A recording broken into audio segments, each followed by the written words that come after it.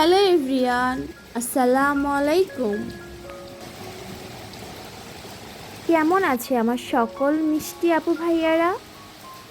আশা করি দেশ কিংবা দেশের বাহিরে, কাছে কিংবা দূরে, যে যেখানেই আছেন না কেন, মহান আল্লাহ তাআলার অশেষ রহমতে সকলেই সুস্থ এবং নিরাপদে আছেন। আমরাও আলহামদুলিল্লাহ বেশ ভালো আছি। যে এই মারফিস ডের পক্ষ থেকে আমি মারফি সবাইকে ওয়েলকাম করছি আমার নতুন আরও একটি ব্লগে। আশা করি প্রিয় আপু এবং ভাইয়ারা ভিডিওটি স্কিপ না করে শেষ পর্যন্ত থাকবেন। সকালে উঠেই দেখি ঝুম বৃষ্টি, আর এই বৃষ্টির সময় ভুনা খিচুড়ির কথাই সবার আগে মাথায় আসে। আর সেই জন্যই সকালের নাস্তায় তৈরি করে ফেললাম গরুর মাংস দিয়ে ভুনা খিচুড়ি, আর সাথে একদম ঝাল ঝাল ডিম ভাজা।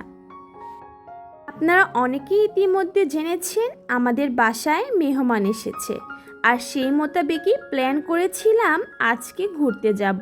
তবে সকালে ঝুম বৃষ্টি দেখে কিছুটা চিন্তিত হয়েছিলাম বটে।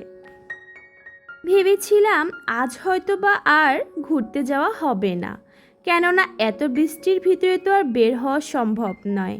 তবে মহান আল্লাহ তাআলার অশেষ রহমতে সকাল 9টা থেকে 9:30টার পর থেকেই আর কোনো বৃষ্টি ছিল না। মেঘলা আবহাওয়া ছিল, তবে বৃষ্টি একদম থেমেছে। আর তাই তো ভাবলাম চলেন রিস্ক নিয়েই দেখি, বৃষ্টি যদি হয় তাহলে সব ক্যান্সেল। তবে এত সুন্দর একটা ওয়েদারে ঘোরার জন্য একদম পারফেক্ট। আর সেজন্যই চলে আসলাম বিখ্যাত সেই গ্রিন ভ্যালি পার্কে। নাটোরের ভিতরে সর্বপ্রথম দর্শনীয় স্থানে যদি কারোর নাম থাকে, সেটি হচ্ছে নাটোরের লালপুরে বিখ্যাত গ্রিন ভ্যালি পার্ক।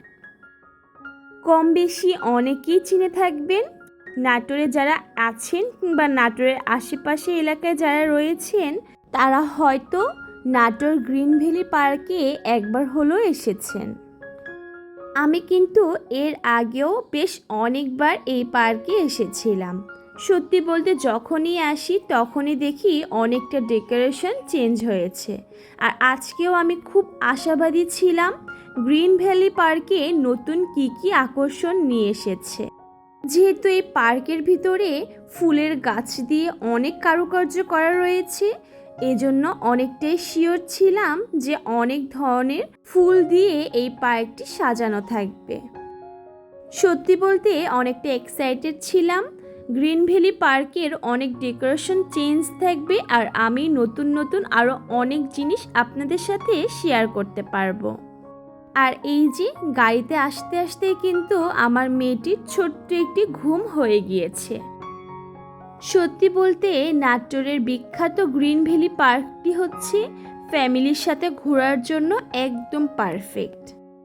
এই যে এগুলো কিন্তু একদমই নতুন হয়েছে। আমি যতবার আগে এসেছিলাম তখন কিন্তু এই রাইডসগুলো ছিল না। তবে দেখে খুব ভালো লাগছিল, নতুন অনেক কিছু তারা অ্যাড করেছে।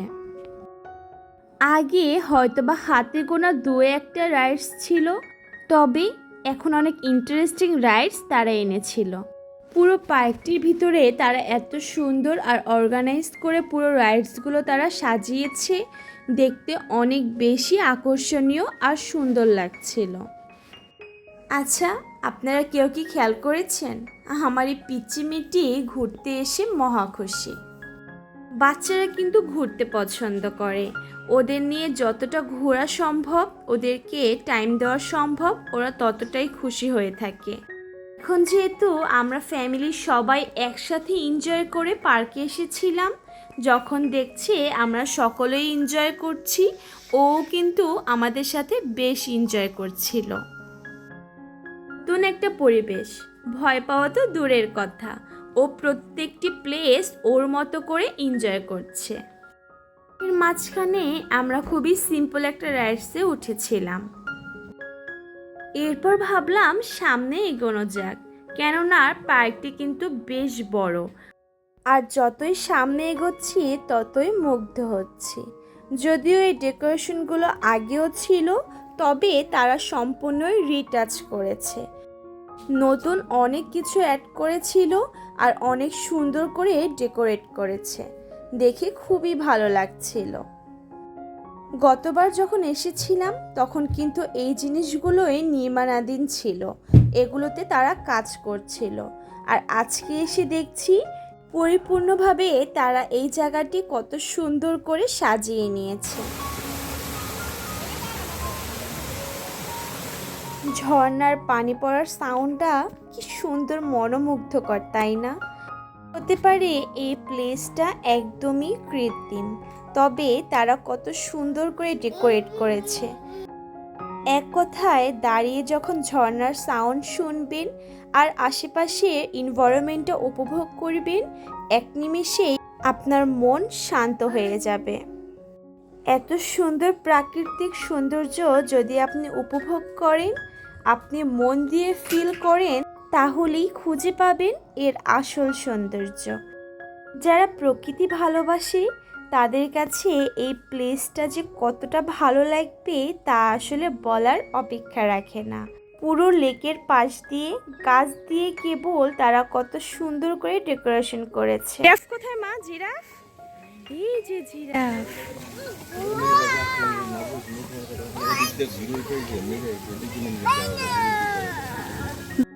কিছুটা দূর হাঁটতে হাঁটতে এত সুন্দর সুন্দর স্থাপত্যগুলো দেখতে খুবই ভালো লাগে। আর পাশাপাশি এত সুন্দর পানির সাউন্ডগুলো শুনতে আরও শ্রুতিমধুর লাগছিল। আর এটা নাকি ডাইনোসরের ডিম। আমি আসলে শিওর বলতে পারছি না, তবে জাইফার বাবা আমাদেরকে সেটিই বলেছিল। এখানে এত সুন্দর করে তারা সিঁড়ির একটি ব্যবস্থা করে দিয়েছে, চাইলে খুব ইজিলি এই ডিমগুলোর উপরে উঠে অনেক সুন্দর একটি ভিউ নেওয়া যায়। কেননা উপরে যখন ওঠা হয় তখন আশেপাশের ভিউটি দেখতে আরও অনেক সুন্দর লাগে।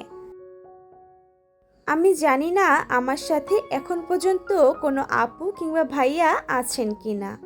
যদি কোনো আপু কিংবা ভাইয়া আমার সাথে থেকে থাকেন, তাকে উদ্দেশ্য করে ছোট্ট একটি আবদার করে নিচ্ছি। আমার এই ভিডিওর কোনো অংশ যদি আপনাদের কাছে সামান্য হলেও একটু ভালো লেগে থাকে, চাইলে ভিডিওতে একটি ছোট্ট লাইক করে চ্যানেলটি সাবস্ক্রাইব করে আমার পাশে থাকতে পারেন। সাবস্ক্রাইব করেই পাশে থাকা বেল আইকনটি বাজিয়ে দিতে পারেন। এতে করে আমি কোনো ভিডিও ছাড়া মাত্রই আপনাদের কাছে নোটিফিকেশন পৌঁছে যাবে। আর আপনারাও চাইলে আপনাদের ব্যস্ততার সময় কাটিয়ে অবসর সময় আমার ভিডিওটি দেখে নিতে পারবেন। এত সুন্দর লেক দেখে কি আর লোভ সামলানো যায়? আর তাই তো আমরা উঠে পড়লাম লেকের ভিউটি পরিপূর্ণভাবে এনজয় করতে। ফার্স্টে ভয় পাচ্ছিলাম মেয়েকে নিয়ে ওঠা ঠিক হবে কিনা, তবে সাহস করে প্যাডেল নৌকায় উঠেই পড়লাম। আমি আসলে খুবই সরি, এই হাঁসগুলোকে আসলে কি বলা হয় এক্স্যাক্ট সেই ওয়ার্ডটা আমার মাথায় এই মুহূর্তে আসছে না। কোনো আপু কিংবা ভাইয়েরা যদি এটি জেনে থাকেন প্লিজ আমাকে কমেন্ট করে জানাবেন।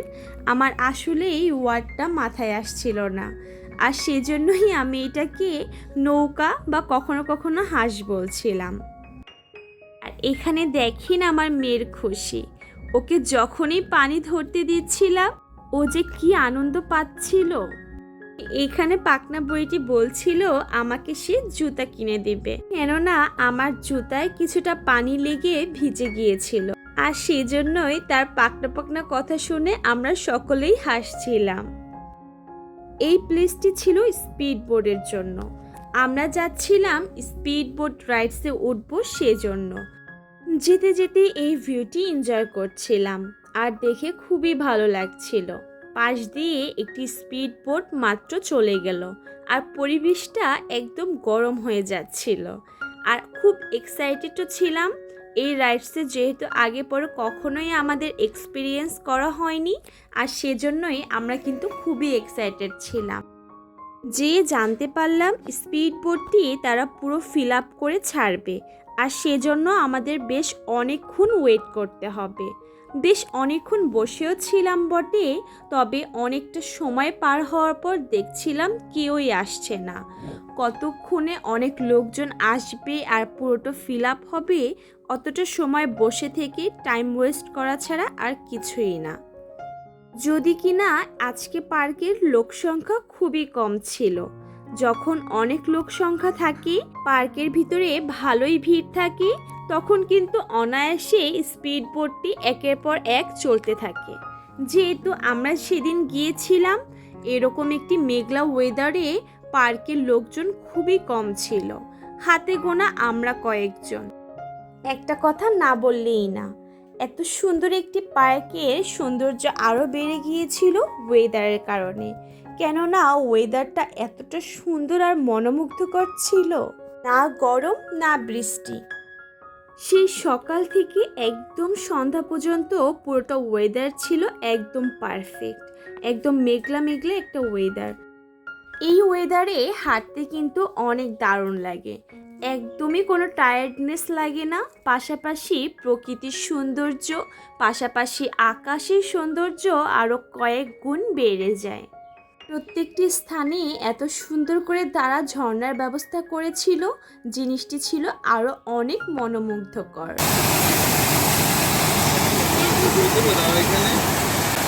যদিও কৃত্রিম সাউন্ড, তবে সাউন্ডগুলো এতটা স্যাটিসফাইং ছিল তা আসলে বলার অপেক্ষা রাখে না। পুরো ডেকোরেশনগুলো কিন্তু মারাত্মক সুন্দর। বলেছিলাম না, আমার মেয়ে কিন্তু মহা খুশি। ও প্রত্যেকটি প্লেসে যেয়ে খুব আনন্দ পাচ্ছিল। যদিও এখানে আগেও আসা হয়েছে, তবে তখন কিন্তু ওর বোঝার ক্ষমতা ততটা ছিল না। আর এখন যেহেতু ডেকোরেশনগুলো আরও অনেক সুন্দর করেছিল, এখন দেখতে আরও ভালো লাগছিল। আমি জানি না আমার কাছেই শুধু এমন লাগছে কি না, তবে যারা প্রকৃত প্রেমী তাদের কাছে প্রত্যেকটি প্লেসই খুব সুন্দর লাগবে, বিশেষ করে প্রত্যেকটি ফুল আর এত সুন্দর সুন্দর ডেকোরেটিভ আইটেম। ড্রিম ফরেস্টের ভিতরে আলাদা করে টিকিট কেটে ঢুকতে হয়, যদিও এই প্লেসটি কিন্তু অতটা বড় না। এত সুন্দর একটি ছোট্ট প্লেসে তারা খুব সুন্দর করে প্রত্যেকটি প্লেস ওয়েল ডেকোরেট করেছে। এর ভিতরে খুব আকর্ষণীয় কিছু প্রাণী ছিল, আর পাশাপাশি তারা ডেকোরেশনের জন্য কিছু কৃত্রিম প্রাণীও ব্যবহার করেছে। ফার্স্টেই দেখতে পাচ্ছি এত সুন্দর সুন্দর কিছু খরগোশ। এত কিউট কিউট খরগোশ দেখেই আমি আর আমার মেয়ে ছুটে গেলাম। এত সুন্দর লাগছিল খরগোশগুলোকে, মানে পুরোটা জায়গায় এক স্থানে ছিল চিড়িয়াখানার মতো অনেকটা ফিল।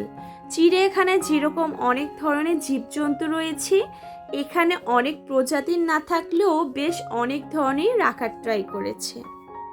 এখানে আমি বেশ অনেক ধরনের বিভিন্ন প্রজাতির হাঁস দেখেছিলাম। এখানে সব নেম প্লেট দেওয়া ছিল, প্রত্যেকটি খাঁচায় কি কি ধরনের বা কি কি প্রজাতির হাঁস রয়েছে তারা কিন্তু খুব সুন্দরভাবে নেম প্লেটে লিখে রেখেছিল। হাঁটতে হাঁটতে যেয়ে দেখলাম এত সুন্দর একটি হাঁসের দৃশ্য।